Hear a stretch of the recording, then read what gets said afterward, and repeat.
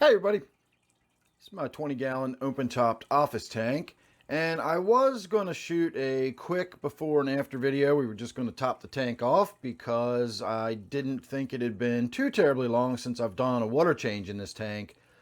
But just to be sure, I checked the nitrate level in this tank, not because I'm particularly concerned about the nitrate in the tank, but the nitrate is a good proxy measurement you can take, and that's why I want to talk about this. I think this is going to be a good lesson to be learned here about doing water changes, whether you need to do them or not. And I'm making air quotes around the word need there. And I say that because if we look at the nitrate itself, I know that kind of looks a little extra red there on camera, but it's really not when you hold it up to the measurement thing. We're probably about 30 parts per million, so it wouldn't be a bad idea to do a water change in any circumstances with 30 parts per million nitrate. But in this case, while I'm not particularly concerned about the nitrate itself, I know this tank, and that's why it's a good idea to do fairly regular tests on your tanks, because you get to know them and you get to know what normal functioning for them is. And in this tank, the normal functioning is that the nitrate level rises very slowly. I've got some fairly vigorous plant growth going on in this tank. In fact, right now we are really vigorously in the middle of flowering, so this plant's got a lot going on. Doesn't use a lot of nitrogen in the flowering process, but this plant is flowering while it is also still vegetating. We're getting a lot of new green growth on there, and that does require a lot of nitrogen. So this tank doesn't really accumulate nitrate very much because of that plant alone. On top of that, we don't have a huge stocking load in this tank. We've got a few guppies swimming around. We've got one little pistogramma in there, and I've got a little, can't even think of the name of it now, clown pleco that lives down here in this cave under that rock. And that's not a huge stocking density for a 20-gallon tank. Now, I do have some fairly large snails, and despite what some people seem to believe, snails are living organisms and therefore do contribute to the bioload in the tank. I know they eat algae, but that's just it. They're eating stuff, and that's producing waste, and therefore your snails are contributing to your bioload. But it's not very much, and all in all, with the snails and the fish and everything, there's not a lot of bioload in this tank, coupled with the fact that I've got such vigorous growth, results in I don't really get much nitrate buildup in this tank. So even though this is not an alarming amount of nitrate, for this tank, that's kind of high nitrate. It's been a while since I've done a water change, apparently, for the nitrate level to be that high. You can also kind of tell how stained the water is. It's pretty dark. Again, the only piece of woodwork I have in this whole tank is that one. That is Mopani wood, and that is one of the first pieces of wood I ever bought in the hobby. That's probably been underwater for 10 years now, and yet I still get a very, very tea-stained tank in just a few weeks without having done any water changes. So instead of doing a simple top off, we are going to pull a little bit of water out of there, and then I'm going to do a water change. I would imagine even if I topped it off, I would be bringing that down to 20 parts per million or something. I'd be making that almost yellow compared to the sort of orangey color it is now.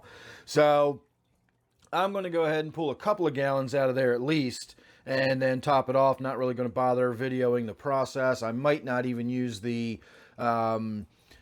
siphon. I may just use a scoop and scoop water right out of the top of it and do a little bit of a surface skimming, get rid of a few of these floating flowers that fall. I actually like the look of the flower petals floating on the water surface. You get those nice little purple flowers floating around, swirling around in the current.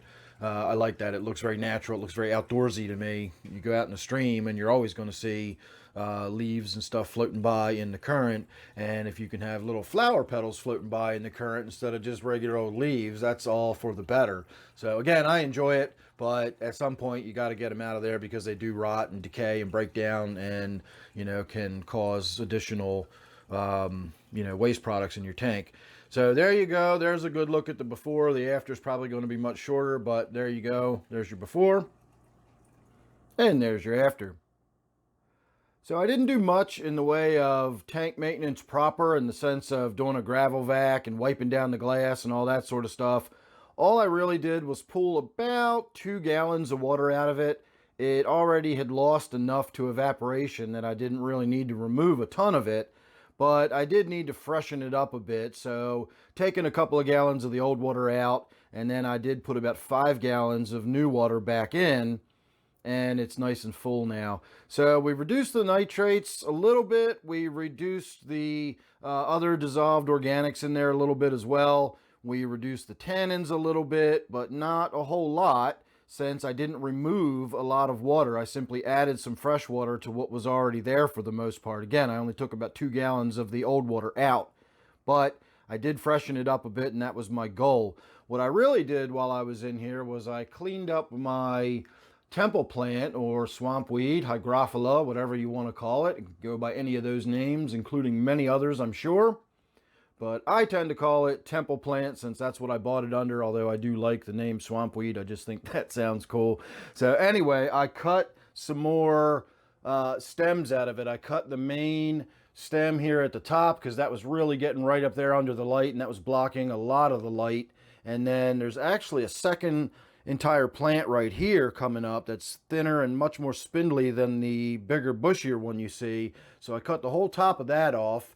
You can see I cut it right here, and I'm hoping that that will fork out and branch. But again, it's tit for tat. I get a nice big lush green bush with lots of pretty flowers and stuff on it, but it's an umbrella over top of the tank, and it just kills the light going into the aquarium and makes it difficult to see. So do you want to see into the tank, or do you want to see the big lush green plant? And it's always this sort of balance in between the two. So what I did was I removed some of those plants. I've added them to my little bucket of cuttings here. You can see the older ones that have already been in there are already developing some pretty substantial roots. And now I have 3 or 4 more fresh cuttings in there, although I should probably top the water off a little more. I also pruned, if you want to call it that, some of these older leaves. They were nutrient deficient. They were sort of big and broad. These aren't doing a whole lot for the plant anymore. They do still have plenty of green, which indicates there's plenty of chlorophyll left in there. So they were still photosynthesizing, but they're just unnecessary. I just don't need those giant leaves on the plant when I've got that much already on there. And so rather than have them block all of that light, I removed them, and now we get a little bit more openness into the tank while simultaneously still getting to see a nice green plant with the pretty purple flowers, etc., etc. So the other thing I did while I was in there was replaced the filter pad. It's a hang on the back filter. They are super duper easy to replace. In fact, I keep a little stack of these pre-cut pieces of batting sitting right here on my desk in the office, just so whenever I'm happening to be in here doing some work, I've got a handy dandy piece of material right there to just whip out a new filter, and boom, done. So that's super easy on these kind of, in fact, it's barely an inconvenience on these kind of filters. So I always do a filter change whenever I'm in here tinkering around with one of these tanks. My canister filters are a different story, but these hang on the backs are super easy. And if you wonder why there is no top on it, it's because it rattles when it's on there. And I know people said I could tape it down or set something on top of it or whatever, but frankly, being open like that doesn't bother me in the least. I barely even notice it. In fact, I probably wouldn't even have mentioned it if I wasn't actually talking about the filter itself. So no rattle, really quiet filter, and again, seeing a little bit of water flow in there and seeing that open filter top doesn't bother me at all, so no biggie. Anyway, there you go. A little more of an after than I thought it was going to be, but that's usually the case when you watch one of my videos. So make sure you're subscribed. You won't miss anything else. You never know what you got coming up with me. So thanks again for watching. Don't forget, this is my open-topped office tank, and I'll see you real soon in the next one.